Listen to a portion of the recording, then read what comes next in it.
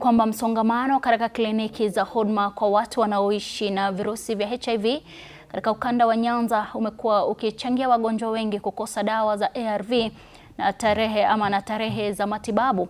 Baada ya hali hiyo ya kuangaziwa, hatua ya kujenga kituo maalum kimeanza kutekelezwa ili kupunguza msongamano na kuboresha huduma matibabu. Wataalam wanasema kituo kipya kitasaidia kupunguza maambukizi mapya ya HIV kama mojawapo ya mbinu za kupunguza maambukizi ya ukimwi nchini. Hebu sasa tujiunge naye Kombo Alfayo kwa mengi zaidi. Asante sana Chichi Josephine. Nipo hapa katika hospitali hii ya Oresi ambapo wagonjwa wa ukimwi watakuwa wanafurahia sasa siku ya leo, wana fursa ya kuweka tabasamu katika nyuso zao baada ya matabiko ya muda mrefu. Na nitakuwa nazungumza na wao. Kumbuka kwamba ni mojawapo ya njia ya kupambana na magonjwa hili, kuhakikisha kwamba maambukizi yanapungua kwa 80% kama ilivyo ada ile ya shirika la afya duniani. Na nitakuwa nazungumza na baadhi waweze kutueleza, je, siku ya leo wana furaha gani hasa katika ufunguzi na hospitali hii, na watakuwa natueleza wao wamekuwa wakitabika vipi kutoka mwanzo. Tulifanya story hii wakati wa kwanza, na sasa hivi watakuwa nazungumza na wao, walitueleza madhila yao, na kwa sasa je, wamekuwa wakiathirika vipi na watakuwa wakifaidika kivipi. Kwa majina naitwa Beatrice Momanyi. Hapa ni Oresi penye tunakuja tunachukuanga madawa.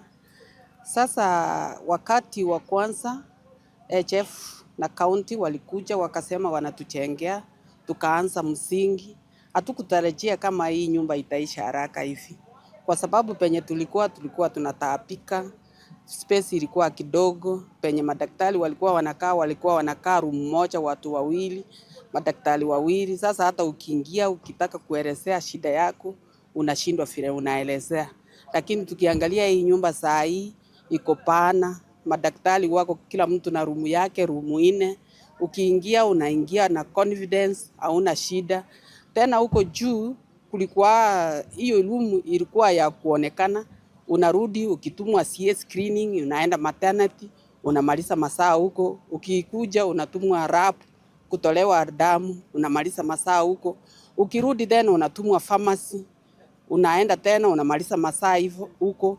Hata clients wengi tulikuwa tunateseka mpaka wengine wakaama hapa Oresi. Lakini saa hii nyumba, ile kitu nitaambia clients wetu wote, hii nyumba iko na kila kitu ndani. Kuna pharmacy ndani, kuna consultation, kuna rap, kuna pharmacy, kila kitu iko ndani. Je, unahisi kwamba kilio ambacho mlitoa wakati ule mkisema kwamba mweze kujengewa kimesikika? Kilio kimesikika, na kimesikika haraka sana, na tunashukuru sana Jeff kwa sababu walitusikia. Tulikuwa tunalia, wamesikia, wameitikia, wametuchengea. Saa hii hata sisi tunafurahia sana. Asante sana. Pengine tupate mama tueleze, wapo wale wengi walikuwa wametoroka, wamekataa kuja kupata matibabu ili kupunguza maambukizi haya. Wewe unawaambiaje? Kwa majina naitwa Kwamboka Sophie. Wale ambao wote walitoroka kwa ajili ya msongamano ulikuwa unakuwa hapa hivi, ninawaambia sasa kila kitu iko swali, it is in one roof. Unapata all the services in one roof. Warudi, karibuni sana.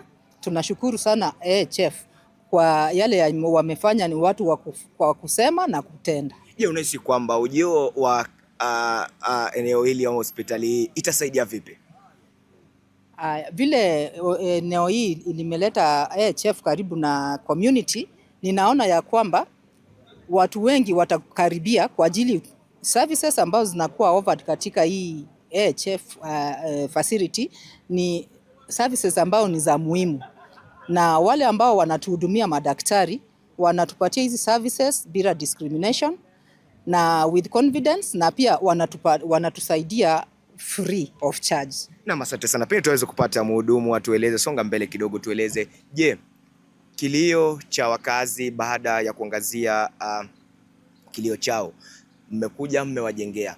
Je, takwimu zipo vipi kuhusiana na wale ambao walikuwa wameacha kuja kuchukua vidonge hivi, na ukiangalia katika eneo la ukanda huu wa Nyanza Kusini, idadi ilikuwa imeweza kupungua. Ukiangalia katika hospitali ya Ndhiwa, Rachuonyo, idadi ilikuwa imeweza kupungua, msongamano ukilinganisha na idadi ambayo ilikuwa hapo awali, na maeneo haya yote mmeweza kujenga. Je, unahisi kwamba ujenzi huu umesaidia kwa hatua gani, na kituo hiki kitakuwa kinasaidia katika hatua gani?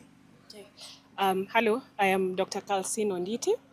So one of the challenges that we've had in the Western region is the retaining of patients in care. And one of the biggest concern has been the client experience. One, issues with increased stigma, reduced confidentiality, and the space, and where the services are disintegrated into different areas, which means a lot of waiting time. So Oresi is, we've already done a few constructions in Rachuonyo and Ndhiwa after getting the surveys from our clients, and these were areas that they really amplified on.